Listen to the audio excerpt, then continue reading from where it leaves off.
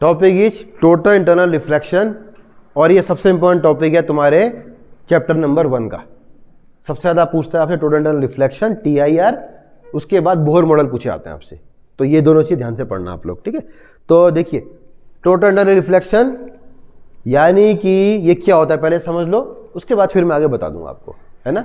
देखिए total internal reflection में क्या आपका लाइट का रिफ्लेक्शन हो जाता है, लेकिन ये रिफ्लेक्शन किसी पॉलिश सरफेस से नहीं होता, बल्कि जहां पर दो मीडियम मिल रहे होते हैं उस इंटरफेस से होता है। पहले थोड़ा समझते हैं इसे, फिर डेफिनेशन बताता हूं उसकी क्या होता है। देखो ये रेयर मीडियम है, यहां पे देखिए मान लो ये लाइन जो है ये दो मीडियमों को अलग करती है। माना कि पहला मीडियम ये क्या है, ये रेयर मीडियम है, विरल माध्यम है, जैसे कि एयर मान सकते हैं, और नीचे वाला माध्यम है वो क्या है, सघन माध्यम है, डेंस मीडियम है, माना कि वाटर है या फिर गिलास मान सकते हैं इसे। हम लोग को ये पता है कि जब कोई रे डेंस मीडियम से रेयर मीडियम में जाती है तो नॉर्मल से दूर हटती है, ठीक है। पहला केस जैसा कि यहाँ पे हो रहा है, यानी कि I जो है इसका मान R से क्या होगा, कम होगा, R का मान ज़्यादा होगा। अब ध्यान दो, अगर मैं I के मान को धीरे धीरे बढ़ाता रहूँगा तो R का मान भी बढ़ता रहेगा। एक केस ऐसा आएगा I के मान को बढ़ाने पर जिसके लिए ध्यान देना, थोड़ा सा मैं इसे और कर रहा हूँ। मैंने I को और बढ़ाया, R थोड़ा सा और बढ़ के इधर पे आ गया। मैंने I को थोड़ा सा और बढ़ाया, R थोड़ा और नीचे आ गया। एक मान ऐसा होगा जबकि R का मान ठीक यहाँ पे आ जाएगा। देखो रे यहाँ पे आ गई, यानी कि this R is equal to 90 degree. I के उस मान को हम लोग कहते हैं क्रिटिकल एंगल, समझ रहे हो ना। यानी कि वह इंसिडेंट एंगल जिसके लिए कि रिफ्रैक्टेड एंगल का मान 90 डिग्री हो जाता है, that is called critical angle. इसको दिखाते हैं IC से, and IC is called critical angle. क्रांतिक कोण इसे हिंदी में कहा जाता है। एक बार देख लो इसे, इतना क्लियर।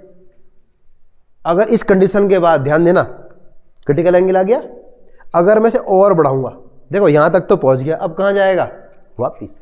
अगर मैंने I का मान और बढ़ा दिया तो ये रे उसी माध्यम में वापस आ जाती है जहां से ये इंसिडेंट हुई है, यानी कि I के मान को बढ़ाए जाने पर ये अपने आप सेंड बैक हो जाएगी। इस केस को बोलते हैं हम टोटल इंटरनल रिफ्लेक्शन, ठीक है। I के मान को क्रिटिकल एंगल से भी ज्यादा बढ़ाए जाने पर लाइट का अपने ही माध्यम में वापस आ जाना, this is called total internal reflection. Refraction के बाद का रिफ्लेक्शन, ठीक है। तो यह है कंडीशन। क्रिटिकल एंगल से ज्यादा हो गया तो रिफ्रैक्शन नहीं होगा अब इसका, अब क्या हो जाएगा, इसका रिफ्लेक्शन होगा।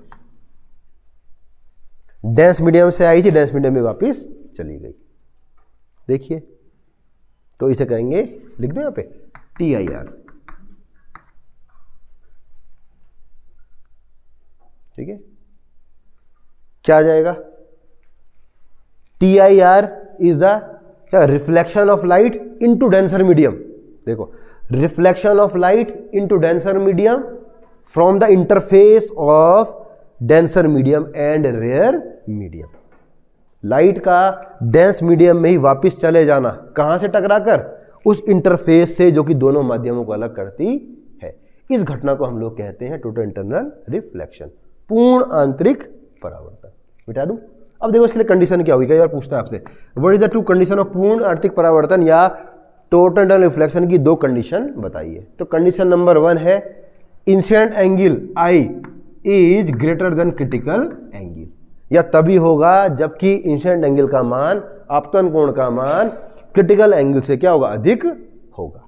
एक तो ये, और एक कंडीशन है कि light should undergoes from denser medium to rare medium, कि लाइट को सघन माध्यम से विरल माध्यम में जाना होगा। Light should undergoes from denser medium to rare medium. So these are the two condition of TIR। ये पूछता है आपसे, इसे ध्यान से देखो इस टॉपिक को।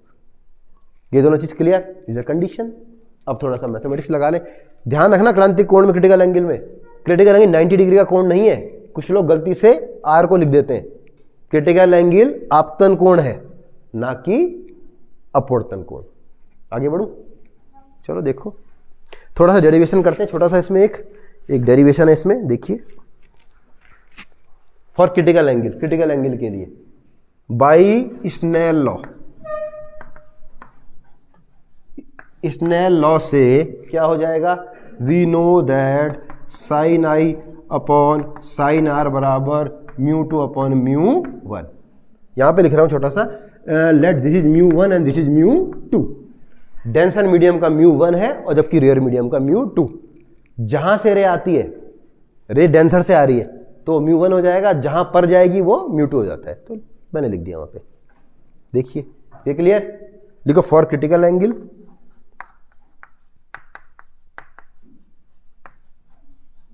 फॉर क्रिटिकल एंगल क्रांतिक कोण के लिए आई बराबर कितना हो गया, आई सी। तो ये हो गया साइन आई सी अपॉन साइन आर का मान कितना है 90 degree is equal to mu two upon mu one. लिखिए इतना, लिखो। और साइन 90 का मान हम लोग जानते हैं कितना होता है, साइन 90 इज इक्वल टू 1। तो ये आ जाएगा यहां से सीधे sine I C is equal to mu two upon mu one. ये तो इतना लिख लो, फिर समझाऊंगा आगे, पहले इतना लिखिए। अगर ये क्वेश्चन 5 नंबर पे आता है तो ये भी लिखना होगा। देखिए कभी कभी अलग से पूछा था आपसे कि what do you mean by critical angle, explain with derivation, 3 number पे। ये क्लियर। अब देखो कुछ बुक्स में तुम्हें क्या दिया हुआ है, ये मिटा दूं। कुछ बुक्स में आपको ये दिया हुआ है कि साइन आई सी बराबर 1 अपॉन म्यू, ऐसा भी दिया हुआ है। देखो क्यों ऐसा दिया हुआ है, ध्यान देना, ठीक है, ध्यान दीजिए। अगर मैं इमेजिन करूं, देखो कि कोई रे वाटर से एयर में जा रही है, वाटर से एयर में जा रही है, और मैंने आपको अभी बताया कि एयर के लिए रिफ्रैक्टिव इंडेक्स का मान कितना मान सकते हैं हम लोग, 1 मान सकते हैं हम लोग। तो म्यू टू बराबर हो गया 1, और म्यू वन का मान सीधे जब एक ही है तो म्यू ही मान लो। तो अगर मैं इसको यहां पे पुट कर दूंगा तो ध्यान देना, म्यू टू बराबर हो गया आपका, देखो 1, वहां देखो, और म्यू वन बराबर हो गया म्यू। तो यहां से क्या आ जाएगा, साइन सी बराबर अपॉन म्यू। तो ये इमेजिन कर लेते हैं कि दूसरा माध्यम क्या है, एयर है, ठीक है। हम भी देख रहे हैं कि क्या किया हमने, जब पेंसिल को उसमें डाला था एक गिलास के अंदर एक्सपेरिमेंट में, तो उसमें क्या था, एक माध्यम एयर हो रहा था आपका। तो मैक्सिमम केस में एक माध्यम एयर आता है, तो इसलिए हम लोग क्या करते हैं, इसे म्यू टू का मान को 1 मान लेते हैं, जूम कर लेते हैं। तो इसलिए वो कुछ बुक्स में ऐसा दिया हुआ है आपको, इसमें कोई दिक्कत। तो इतना तो हो गया आपका। अभी तक क्या देखा, what do you mean by total reflection, ये इसके फिगर आएंगे आपके, critical angle and this is the small derivation. इसके बाद का टॉपिक आता है इसका एप्लीकेशंस ऑफ टोटल रिफ्लेक्शन, जो कि बहुत इंपॉर्टेंट टॉपिक है इंडिविजुअली अपने आप में। देखिए ध्यान देना, आसान है और पूछता बहुत है। एप्लीकेशंस,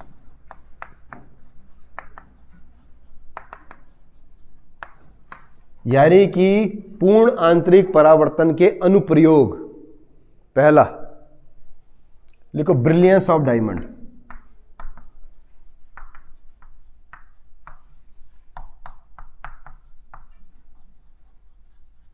हीरे का चमकना। चलो डायमंड का नाम तो सुना ही होगा सबने, ठीक है जी।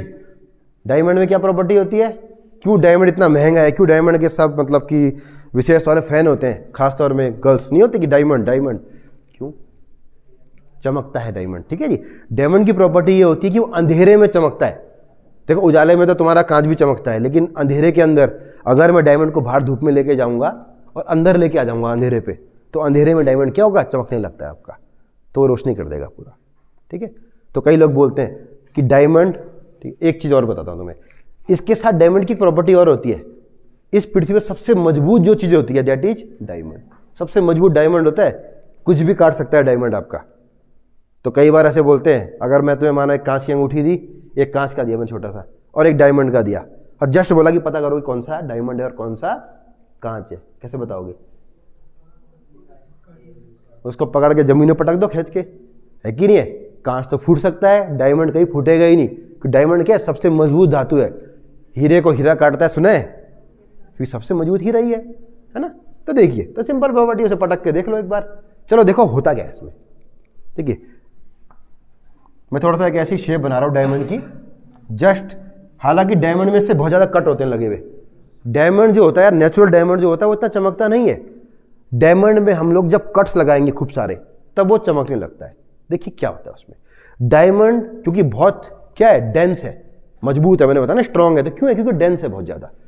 तो डायमंड क्योंकि डेंस होता है, इसके लिए उसके म्यू का मान जो होता है वो लगभग 2.45 होता है, यानी कि refractive index of diamond is 2.45। और अगर मैं अभी फॉर्मूला निकाला उस पर रखूंगा कि sine I C is equal to 1/म्यू, तो 1/2.45, तो लगभग ये मान जब कैलकुलेट करेंगे तो ये आता है लगभग आई सी इज इक्वल टू आता है लगभग 24.1 के आसपास। यानी कि डायमंड के लिए क्रिटिकल एंगल का मान लगभग 24 डिग्री के आसपास आता है। कांच के लिए बहुत ज्यादा आता है, अगर तुम ग्लास की बात करोगे तो 45-50 के आसपास आता है। डायमंड क्योंकि बहुत मजबूत है, म्यू का उसका बहुत ज्यादा है, इसलिए क्या इसका मान 24 होता है लगभग। अब देखो क्या होता है, ये क्लियर। हमें करना क्या है, 24 डिग्री से ऊपर में अगर लाइट इसके अंदर इंटर कर जाए तो लाइट का क्या हो जाएगा, टोटल इंटरनल रिफ्लेक्शन। देखिए क्या होता है, हमें लाइट को डायमंड से एक बार एंट्री करवानी है, और जो एंट्री करवानी है वो कितने में करानी है, दैट एंगल शुड बी क्या, मोर देन कितना, 24 डिग्री। 24 से ऊपर में एंट्री हो गई तो बस देखो यहां पे आएगा, टकराएगा, फिर से टोटल रिफ्लेक्शन होगा, फिर टकराएगा यहां पे, फिर यहां, देख लो। यानी कि डायमंड के अंदर एक लाइट का बार बार टोटल इंटरनल रिफ्लेक्शन हो रहा है और लाइट इसके अंदर ही फंसी हुई है। This is the condition why diamond brilliant या वाई डायमंड शाइन। क्यों डायमंड शाइन कर रहा है, ठीक है, क्योंकि 24 डिग्री है। और कब तक फंसी रहेगी लाइट इसके अंदर, जब तक ये 24 डिग्री से ज्यादा एंगल पे जाए नहीं। अगर तुमने इसे माना, जैसे मैं बता रहा हूं, तुमने इसे 40 डिग्री एंगल पे एंट्री करवा दी तो 40 फिर टकराएगी दोबारा 40, क्योंकि आई और ये क्या है, आई और आर सेम होते हैं, फिर 40। कभी कोई कंडीशन ऐसी है कि माना किस तरह एंगल कम हो गया तो जहां 24 से कम होगा उसके बाद ये लाइट क्या होगी, निकल जाएगी। तो आप बाहर धूप में डायमंड को ले गए, लाइट इसके अंदर इंटर करी और फंस के रह गई इसके अंदर, TIR चल रहा है इसके अंदर। तो जब आप उसे अंधेरे में देखोगे तो डायमंड क्या तुम्हें चमकता हुआ दिखाई देगा। ये लाइट के अलग अलग हिस्सों में टकरा रही है तो डायमंड शाइन करने लगता है। दिस इज द क्या आएगा, the case why diamond is shine, या वाई डायमंड, या this is the reason of brilliance of diamond. Clear. कांच में पॉसिबल नहीं है, कांच का ज्यादा होता है, बहुत ज्यादा, तो एक बार एंट्री करवा दोगे तो फिर वो बाहर निकल जाएगा कहीं ना कहीं से, इसलिए कांच चमक नहीं पाता है। मिटा दूं, देखिए डायमंड कैसा है, कांच जैसा होता है, पारदर्शी होता है, तो लाइट तुम्हें दिखाई देती है इसके अंदर मूव करती हुई। तो आगे बढ़ते हैं, दूसरा केस। दूसरा केस भी बहुत इंपॉर्टेंट है, that is mirage, formation of mirage. Hindi में कहते हैं मारीचिका। देखो जी, इसे ध्यान दो यहां पे, ठीक है। मिरेज का मतलब रेगिस्तानी एरियाज जो होते हैं, डिजर्ट होता है जहां पे, रेगिस्तान के अंदर कभी कभी इंसान को भ्रम हो जाता है कि कहीं पर पानी है, जबकि पास जाने पर पानी नहीं मिलता। इस इल्यूशन को, ये जो ऑप्टिकल इल्यूशन होता है, इसे बोलते हैं हम लोग mirage. Mirage is a kind of optical evolution caused by total internal reflection, जिसमें किसी व्यक्ति को किसी चीज की दो परछाई दिखाई देती है, कोई चीज दो बार दिखाई देती है। कोई पेड़ है तो उसे उसकी परछाई नीचे दिखाई दे रही है, वो पेड़ दोबारा नीचे दिखाई दे रहा है, तो दो बार दिखने में उसे लगता है शायद पानी है वहां पे, कि दो बार दिख रहा है, परछाई दिख रही है तो शायद पानी होगा वहां पे। पास जाता तो देखता है परछाई गायब हो जाती है। तो देखिए क्यों होता है, एक बार देख ले होता क्या है। लेट ये कोई पेड़ है, लेट ऐसे करके बनाता हूं, ये कोई पेड़ और ये कोई यहाँ पे ऑब्जर्वर है, ये कोई इंसान है यहाँ पे, ठीक है जी।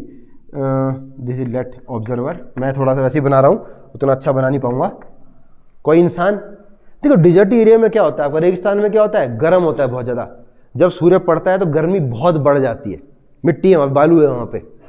तो रेगिस्तान केस में केस उल्टा हो जाता है, यानी कि जमीन के पास की जो एयर है वो गर्म होने के कारण क्या होती है, रेयर होती है, जबकि ऊपर की ओर जाने की जो लेयर्स होती हैं वो क्या होती हैं, डेंस होती रहती हैं। ध्यान देना, एयर किससे बनी है, एटम और मॉलिक्यूल से। गर्मी मिलेगी तो मॉलिक्यूल्स क्या होंगे, छितर जाएंगे, बाहर की ओर चले जाएंगे। तो जब एटम फैल जाएंगे तो क्या हो जाएगा, रेयर हो जाएगा मीडियम। ये गर्म है, गर्म के संपर्क में आए, फैल गए, तो ये रेयर, उससे कम रेयर, फिर डेंस, उससे ज़्यादा डेंस, उससे ज़्यादा डेंस। क्लियर? होता क्या है, यहां से कोई रे आई, यहां पे आई और यहां पे तो क्या हो गया, टोटल रिफ्लेक्शन हो गया, और इसके बाद रिफ्लेक्शन से कहां पहुंच गई वो, ऑब्जर्वर की आंख में। लाइट रे यहां से एक लेयर से TIR होने के बाद, TIR उसकी आंखों में पहुंच गई। इसे कहां दिखाई देगी, इसे पीछे बढ़ाओ तो उसे उसकी ठीक वैसे ही एक छाया क्या होती है, पीछे की ओर दिखाई देने लगती है। उसे एक परछाई सी कहां दिखाई देगी, नीचे की ओर दिखाई देगी। समझ में आ रहा है ना? तो this illusion is called mirage. समझ में आ रहा है? ये क्यों हुआ, क्योंकि जो मल्टीपर्स लेयर है उन्होंने क्या कर दिया, TIR को करवा दिया, और TIR होने के बाद वस्तु से टकराकर इस ऑब्जर्वर की आंख में जब कोई चीज पहुंचेगी तो उसे उसकी एक और इमेज दिखाई देती है। क्लियर? थोड़ा सा पास जाएगा ये चीज खत्म हो जाएगी तो इसे चीज नहीं दिखाई देगी, तो इसे लगता है कि इसकी परछाई दिखाई दे रही है कि यहाँ पे शायद पानी ऐसी कोई चीज है। कोई दिक्कत? ये क्लियर? मिराज समझ गए? इसी एग्जांपल और देखो, मिराज तो होता है गर्म एरियाज में, और ठंडी जगह पे बर्फ जहां पे होती है बहुत ज्यादा पड़ी हुई। अगर कोई नॉर्थ पोल में चला जाएगा, लद्दाख वगैरह चला जाएगा, जहां पर पूरी बर्फ पड़ी हुई है, वहां पर दूसरा इल्यूशन पाया जाता है, उसे बोलते हैं लूमिंग। इसे भी देख लो, LOMING, ठीक है, लूमिंग। लूमिंग में क्या होता है, ध्यान दो, इसका ठीक उल्टा लूमिंग होता है। अब बर्फ वाले एरिया में क्या होगा, लेट ये देखिए, माना कि यहां पर कोई लेट में कोई वस्तु रखी हुई है, ये मैं कोई वस्तु मान रहा हूं, व्हाटएवर, और ये कोई इंसान यहां पे है, ऑब्जर्वर देख रहा है। लूमिंग में क्या होता है, ध्यान देना आपको, बर्फीले एरियाज में कोई मकान आपको वहां पे, मान लो कि मैं यहां पे खड़ा हूं और मुझे दिख रहा कोई मकान है, वो मकान हमको हवा में दिखाई देने लगता है, या आसमान में एक और मकान बन रहा है, उसकी छाया। इस इल्यूजन को बोलते हैं लूमिंग। होता क्या है इसमें, देखिए बर्फ है, ठंडा है, तो आसपास की एयर जो क्या होगी, बहुत डेंस, ये उससे कम डेंस, उससे कम डेंस, ऊपर की एयर क्या हो जाएगी, रेयर होंगी आपकी। जो बर्फ होगी तो क्या होगा, एटम पास पास आने शुरू हो जाएंगे उसके, तो ये डेंस ज्यादा होती है। तो होगा क्या, देखो ये कोई रे है, ये टकरा के ऊपर की ओर जा रही थी एक्चुअली, लेकिन यहां पे से क्या होगा, टोटल टनल रिफ्लेक्शन, और ये पहुंच गई इसकी आंखों पर ऑब्जर्वर की। ये रे यहां से जाकर TIR के द्वारा ऑब्जर्वर की आंख में पहुंच गई। इसे आगे बढ़ाएंगे हम लोग तो क्या होगा, इसे उसकी एक और परछाई ऊपर की ओर दिखाई देगी। जहां पर भी वस्तु मिलेगी इसे उसकी एक और परछाई क्या होगी, वहां पर दिखाई देगी। ये सिंपल रूल है आपका, जो लाइन होती है इसको आगे की ओर बढ़ाइए और ये आपको दिखा देता है। समझ रहे हो ना? तो आपको क्या, हवा में एक और चीज दिखाई दे रही है, अरे देखो हवा में है कुछ, तो इसीलिए बोलते हैं कई ज़्यादा हिली एरियाज में कई बार लोग थोड़े से पागल जैसे भी आते हैं, तो एक्चुअली इल्यूशन है, ये ऑप्टिकल इल्यूशन है और ये साइंटिफिक भी है। ये क्लियर लूमिंग? तो this is also application of total tunnel reflection. एक और एप्लीकेशन देखिए जो बहुत इंपॉर्टेंट एप्लीकेशन है इसकी, जो आपसे काफी पूछी आती है, दैट इज ऑप्टिकल फाइबर। देख लो नंबर 3 या 4 जो भी है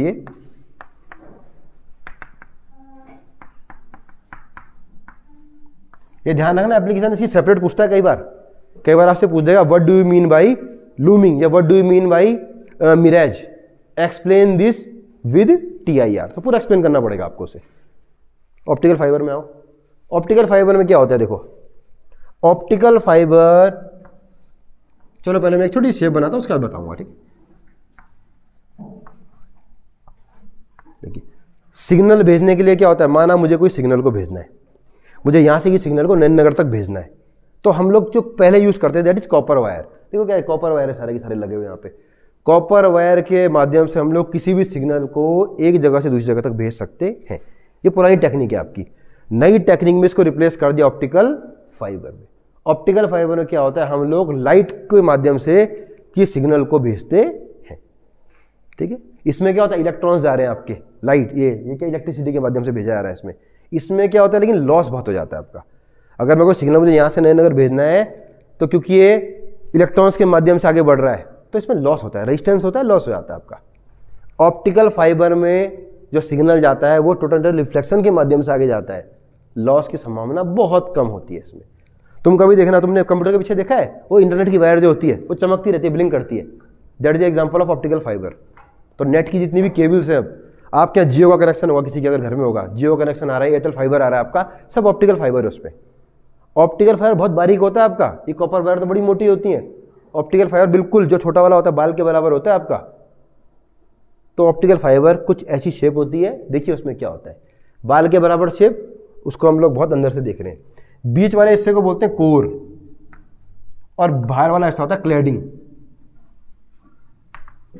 एक होता है कोर, पहले बारीक हिस्सा होगा कोर, एक नली होगी कोर, उसके ऊपर की परत होगी, सब बोले क्लैडिंग। ये दोनों परतें या तो किसी ग्लास से बनी होंगी या किसी प्लास्टिक से, फाइन प्लास्टिक से बनी होंगी। इसके बाहर एक कोडिंग कर देते हैं हम लोग, बस वो रबड़ की को चढ़ा देंगे कोडिंग। क्लियर? होता क्या देखो, इसका जो होता है रिफ्रैक्टिव इंडेक्स वो लगभग होता है 1.7, इसका होता है लगभग 1.5, लगभग कह रहा हूं मैं, थोड़ा वेरिएशन हो सकता है इसमें। यानी कि कोर का रिफ्रैक्टिव इंडेक्स ज़्यादा है, क्लैडिंग का कम है। अंदर वाले का ज़्यादा, बाहर वाले का कम।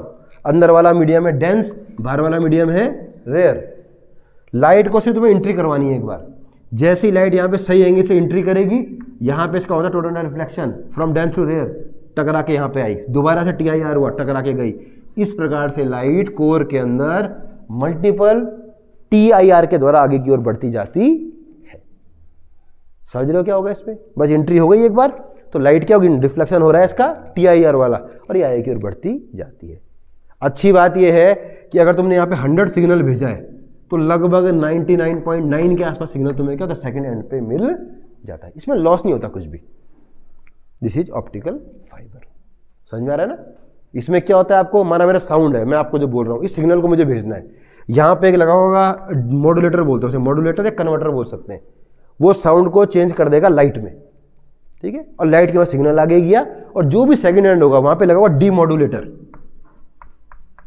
ठीक है, या डिकोडर बोल सकते हैं उसे, जो दोबारा से इस लाइट को कन्वर्ट कर देगा उस सिग्नल में। बस ये फायदा होता है इसका। क्लियर? आगे बढ़ूं, पहले ऑप्टिकल फाइबर समझो, वेरी इंपॉर्टेंट टॉपिक, लास्ट में दोबारा पढ़ोगे, चैप्टर नंबर 6 में ये दोबारा पढ़ेंगे हम लोग, लास्ट चैप्टर 6 या 7 जो भी चैप्टर है। This is also example of total internal reflection, ये पूछ सकता है आपसे इंडिविजुअल भी। मिटा दूं और एग्जाम्पल देख लो इसके, और इसके साथ में एग्जाम्पल आ सकते हैं, जैसे कि आपने देखा होगा, चलिए थोड़ा सा वैसे बताते हैं, इंडोस्कोपी, ठीक है, मेडिकल एप्लीकेशन में आ जाओ। इंडोस्कोप का नाम सुना है? इंडोस्कोपी में क्या होता है, आपका एक तार डालते हैं अंदर, मुंह से अंदर तार डालते हैं और पूरा अंदर देख सकते हैं कहीं भी। यानी कि उसमें भी ऑप्टिकल फाइबर का यूज होता है आपका। देखो होता क्या उसमें, एक बहुत बारीक सी तार होती है, बहुत ही फ्लेक्सिबल तार होती है, ये ऑप्टिकल फाइबर है, इसके साथ यहाँ पे लगा है छोटा सा कैमरा, ये कैमरा हो गया और ये ऑप्टिकल फाइबर हो गई, OF लिख रहा हूं मैं, ठीक है। ऑप्टिकल फाइबर की विशेषता क्या होती है, देखो ऑप्टिकल फाइबर में लाइट आगे की ओर जा रही है। अगर मेरे यहाँ से अंदर कोई चीज डालेंगे हम लोग, तो अंदर क्या है, पेट के अंदर अंधेरा है, यहाँ कोई लाइट सोर्स नहीं है, तो ऑप्टिकल फाइबर एक लाइट सोर्स की तरह जाता है आगे। मैंने इसे यहाँ पे जोड़ दिया, लाइट देखो इससे, ठीक है, ये नली अंदर डाली गई, कैमरा लगाया, साथ में लाइट सोर्स भी है। ऑप्टिकल फाइबर से लाइट यहाँ पे जा रही है और यहाँ पे क्या है, पेट के अंदर भी है, उजाला कर दे रहा है जहाँ भी जाएगा। तो इंडोस्कोपी में क्या होता है, एक ऑप्टिकल फाइबर होता है बहुत बारीक सा, साथ में कैमरा लगा होता है, तो आपका डालेंगे अंदर तो पूरा थ्रोट से लेके वो आपका, चाहे वो आपके क्या बोलेंगे स्टमच हो, इंटेस्टाइन हो, फेफड़े हो, जो भी हो, जिसको भी देखना है उसे हम चेक कर सकते हैं कि कहाँ पे ब्लॉकेज आ रही है, कहाँ पे दिक्कत आ रही है। इस उपकरण को बोलते हैं इंडोस्कोप, और जो प्रक्रिया होती है दैट इज कॉल्ड इंडोस्कोपी। समझ में आ रहा है ना? तो endoscope is also example of optical fibre which is example of total internal reflection. बाकी इसको बता रहा, इंडोस्कोपी तो हर जगह होती है, चाहे वो गायनोलॉजी हो, चाहे वो लेप्रोलॉजी हो, जितनी भी आपकी मेडिकल साइंस है, तो मेडिकल साइंस में भी TIR का उपयोग किया जाता है। इसके अलावा तो मिलिट्री ऑपरेशन में करते हैं इसका उपयोग। फिर से मैं आऊँगा, देखो ऑप्टिकल फाइबर से स्टार्ट करूँगा। ऑप्टिकल फाइबर में सिग्नल को डिकोड करना बड़ा मुश्किल होता है। माना कि सोचिए मुझे सिग्नल भेजना है, आर्मी है, यानी कि अगर फौज की बात करूँ, मिलिट्री की बात करूँ, मिलिट्री में क्या है, बहुत ही खुफिया सिग्नल भेजे आते हैं आपको। तो मुझे एक खुफिया सिग्नल भेजना है, अगर मैं कॉपर वायर से भेजूंगा, तो किसी ने कॉपर वायर को बीच से काटा और सिग्नल को निकाल लिया। लेकिन जब सिग्नल को कन्वर्ट कर दिया हमने लाइट में, तो एकदम से इसको डिकोडिंग करना बड़ा मुश्किल हो जाता है, तो सेव भी होता है सिग्नल इसमें। यानी कि जब सिग्नल TIR के माध्यम से आगे बढ़ेगा तो उसको चुराना या डिकोडिंग करना मुश्किल हो जाता है। इसलिए मिलिट्री ऑपरेशन हो गए या सैटेलाइट से जो भी सिग्नल आते हैं आपके, उन सब में हम लोग ऑप्टिकल फाइबर को यूज करते हैं। और optical fibre is example of this total internal reflection. So these all are the application of total internal reflection, जो मैंने शुरू से बताया, उन्हें ध्यान रखना। चाहे ब्रिलियंस ऑफ डायमंड्स हो, चाहे वो लूमिंग हो, चाहे वो आपका मिरेज हो, या ऑप्टिकल फाइबर हो, और साथ में इन सबको भी आप जोड़ सकते हो उसका, कि मेडिकल लाइन में ये उपयोग है उसका, मिलिट्री लाइन में ये उपयोग है उसका, सैटेलाइट में या इंजीनियरिंग में उसका। These all are the example of optical fibre या total internal reflection. Clear? Chapter number 1 clear? इस प्रकार से आपका चैप्टर नंबर 1 क्या होता है, खत्म होता है। चलिए, बहुत है आज का।